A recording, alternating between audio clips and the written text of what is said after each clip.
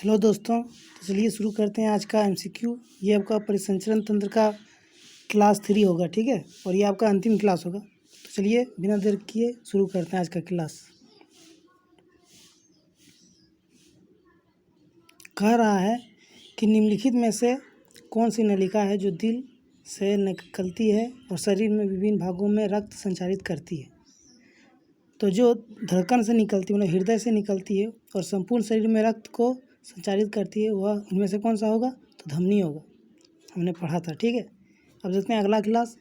निम्न में से किसमें दो कक्षीय हृदय होता है?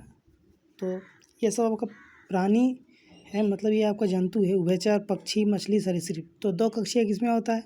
मछली में होता है। और जो उभयचर होता है, जैसे मेढक, वह जल में भी रहता है और स्थल में भी रहता है, इसको कहते हैं उभयचर, जो जल और स्थल दोनों में रहता है। इसमें 3 कक्षीय हृदय होता है। पक्षी में जो होता है वो मनुष्यों की तरह 4 कक्षीय हृदय होता है। और सरीसृप में भी, अधिकांश सरीसृप में 3 कक्षीय हृदय होता है, ठीक है। तो आपका आंसर हो जाएगा मछली। मछली में 2 कक्षीय हृदय होता है।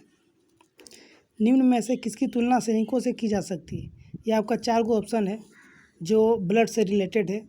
लाल रक्त कणिका मतलब आरबीसी, रक्त बिंबाणु यानी कि प्लेटलेट्स, प्लाज्मा श्वेत रक्त कोशिका यानी कि डब्ल्यूबीसी। तो इनमें से कौन सा जो है सैनिकों से तुलना की जा सकती है? तो आपका हो जाएगा डब्ल्यूबीसी, श्वेत रक्त कणिका। यह जो है हमारे शरीर में इम्यूनो सिस्टम जो होता है, प्रतिरक्षी तंत्र को मजबूत बनाता है, डब्ल्यूबीसी, ठीक है। इसलिए इसको सैनिकों की तुलना इनसे जो है सैनिकों की तुलना भी की जा सकती है डब्ल्यूबीसी से। अब आपसे कह रहा है दाएं अलिंद और दाएं नीले के बीच स्थित दाएं ऑरिकुलो वेंट्रिकुलर सेप्टम अलिंद नीले झिल्ली में मौजूद वाल्व को क्या कहते हैं? देखिए ये आपका जो क्वेश्चन है ना, ये आपका क्वेश्चन डायरेक्ट कह रहा है कि जो आपका हृदय है इस तरह करके, और जो आपका दाएं अलिंद है और दाएं नीले, इन दोनों के बीच में एक वाल्व होती है, हम पढ़ा चुके हैं। दाएं अलिंद और दाएं नीले के बीच एक वाल्व होती है जिसको क्या बोलते हैं? Tricuspid valve. तो ट्राइकस्पिड मतलब 3 वाल्व है ना, त्रिपर्दी वाल्व हो जाएगा आपका यहाँ पर। और ये है द्विपर्दी वाल्व यानी कि बायोकस्पिड वाल्व। तो आपका इस पे आंसर हो जाएगा ऑप्शन डी, ट्राइकस्पिड वाल्व। अब देखिए आपसे क्वेश्चन करा कि नीले की भित्ति अलिंद की भित्ति से डैश होती है। नीले की भित्ति जो है वो अलिंद की भित्ति से मोटी होती है। ऑप्शन बी इसका सही होगा, ऑप्शन बी। नीले की जो भित्ति होती है, आपको पढ़ा चुके हैं हृदय में कि नीले की जो भित्ति होती है वो अलिंद की भित्ति के मुकाबले मोटी होती है, क्योंकि नीले से ही हमारा रक्त क्या होता है? संचारित होता है संपूर्ण शरीर में। यह नीले से ही कार्बन डाइऑक्साइड के द्वारा शरीर से बाहर निकाल दिया जाता है, नीले के द्वारा।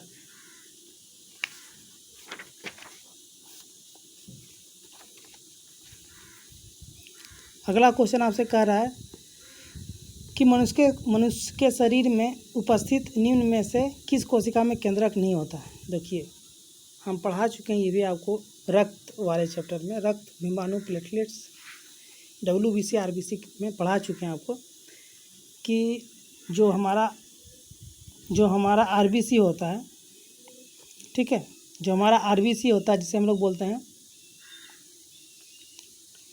एरिथ्रोसाइट्स, उसमें केंद्रक उपस्थित नहीं होता है। तो यहाँ पर जो एरिथ्रोसाइट्स है ये हमारा आरबीसी के बारे में बात किया गया है, ठीक है। तो एरिथ्रोसाइट्स ऑप्शन ए सही हो जाएगा। निम्नलिखित में से कौन सी नस शरीर के पूर्ववर्ती हिस्सों से रक्त एकत्र करता है? इसमें यह क्वेश्चन कह रहा है कि हमारा हृदय जो होता है इस तरह करके, उसमें देखिए 2 गो होता है, एक होता है सुपीरियर वेना कावा और एक होता है इन्फीरियर वेना कावा। तो कह रहा है कि कौन सी नस शरीर के पूर्ववर्ती हिस्सों से रक्त एकत्र करती है, यानी कि पूर्ववर्ती हिस्सों से रक्त को जो एकत्र करता है उसको कहते हैं सुपीरियर वेना कावा। आपको ये वाला हृदय चैप्टर में पढ़ा चुके हैं कि सुपीरियर वेना कावा का काम क्या है कि शरीर के ऊपरी भाग से, शरीर के पूर्ववर्ती हिस्सों मतलब शरीर के ऊपरी भाग से रक्त को एकत्र करके अलिंद और नीले में भेजता है। कौन? Superior vena cava. और आपसे क्वेश्चन इस तरह पूछा रहा था कि निम्नलिखित में से कौन सी नस शरीर के निम्नवर्ती हिस्सों से रक्त एकत्र करती है? तो इन्फीरियर वेना कावा हो जाएगा। इन्फीरियर वेना कावा जो होता है शरीर के निचले हिस्से से, शरीर के निचले हिस्से से रक्त एकत्र करती है हृदय के लिए, और शरीर के पूर्ववर्ती हिस्सों से रक्त एकत्र करता है, वो होता है सुपीरियर वेना कवा, और हृदय में भेजता है। तो आपका आंसर हो जाएगा इसका ऑप्शन सी। नीचे दिए गए प्राणियों में से किस में रक्त शरीर के माध्यम से पूरे एक चक्र के दौरान हृदय से केवल एक बार गुजरता है? देखिए, जो मछली वर्ग होता है ना, उनमें हृदय केवल एक बार ही गुजरता है, क्योंकि मछलियों में जो है वह हृदय का जो स्ट्रक्चर होता है दो कक्षीय होता है। मछलियों में हृदय दो कक्षीय होता है, आलिंद और नीले। तो इनसे जो हृदय का गमन होता है ना, मतलब हृदय से अशुद्ध शुद्ध का जब गमन होता है तो एक ही बार होता है। वही कह रहा कि नीचे दी गए प्राणियों में से किस में रक्त संचरण के माध्यम से पूरे एक चक्र के दौरान हृदय से केवल एक बार गुजरता है? तो मछली हो जाएगा आपका।